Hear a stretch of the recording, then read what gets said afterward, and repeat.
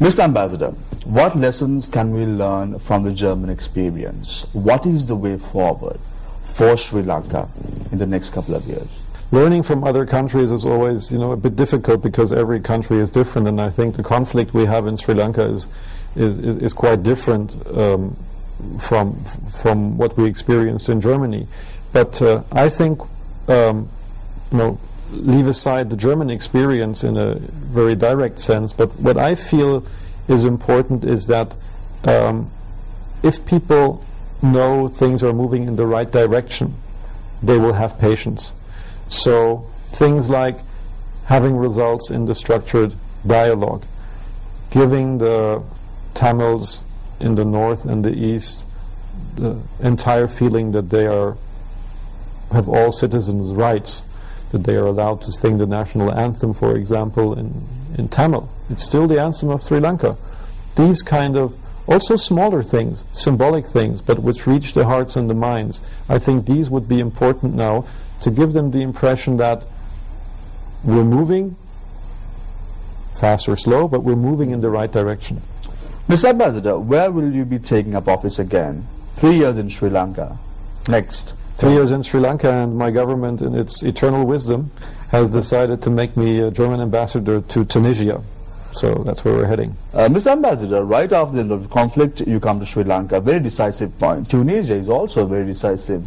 At a very decisive, critical time, you'll be visiting Tunisia as well as the head of mission for your government. I want to know what is the reason behind this? Are you a person who has been taking up challenges quite well?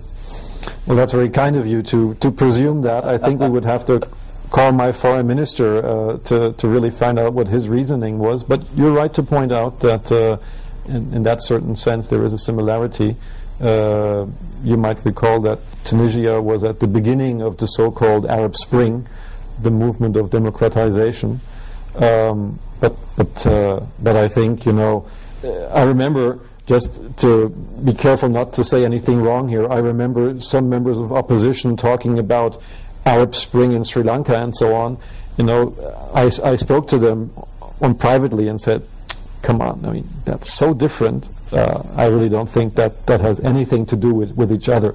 So be careful to point out that there is no political similarity between the two, but you're right, it's once again a challenging post. Mr. Ambassador, 3 years in Sri Lanka.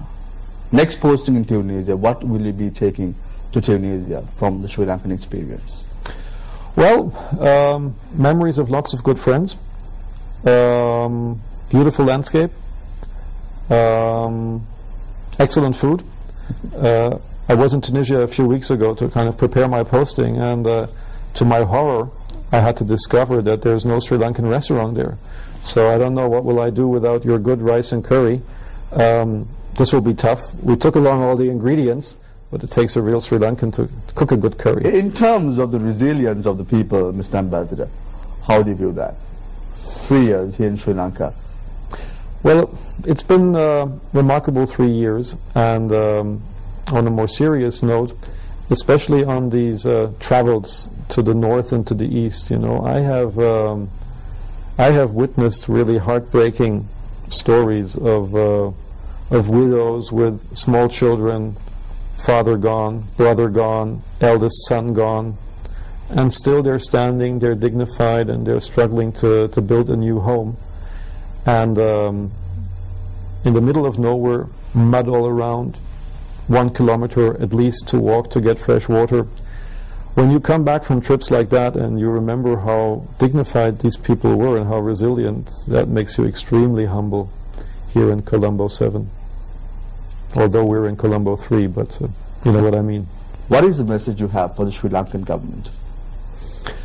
Well, being a diplomat, I think it would be against comment to give public recommendations to my host government. But I'm a diplomat, but I'm also a private citizen who has enjoyed living here for 3 years. So on a private note, let me give you my feelings as I leave now. I think reconciliation, to move forward on that, would be so important, because I think the people themselves are ready for it. And the government now to go ahead forcefully, courageously. You know, I know that the president is lauded by his countrymen for his courage during the war, and I'm sure he can have that same courage to build peace. Cooperation between Germany and Sri Lanka, Mr. Ambassador. Tell me, where do you see it in the next few years? Well, next year we're celebrating 60 years of Sri Lankan-German diplomatic relationships. So that's a good point in time to take stock.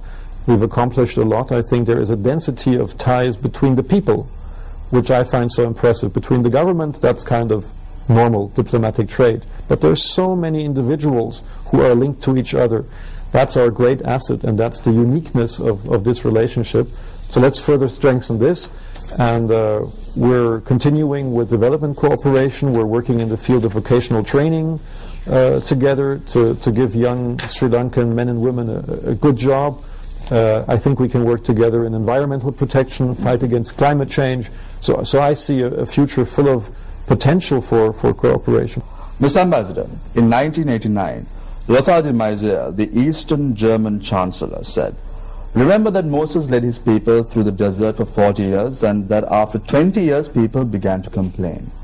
He also said, "Until the last person born under slavery has died, our situation is very similar. The psychological gap between Eastern and Western Germany will last for at least a generation, or perhaps until the last person born under communism has passed away."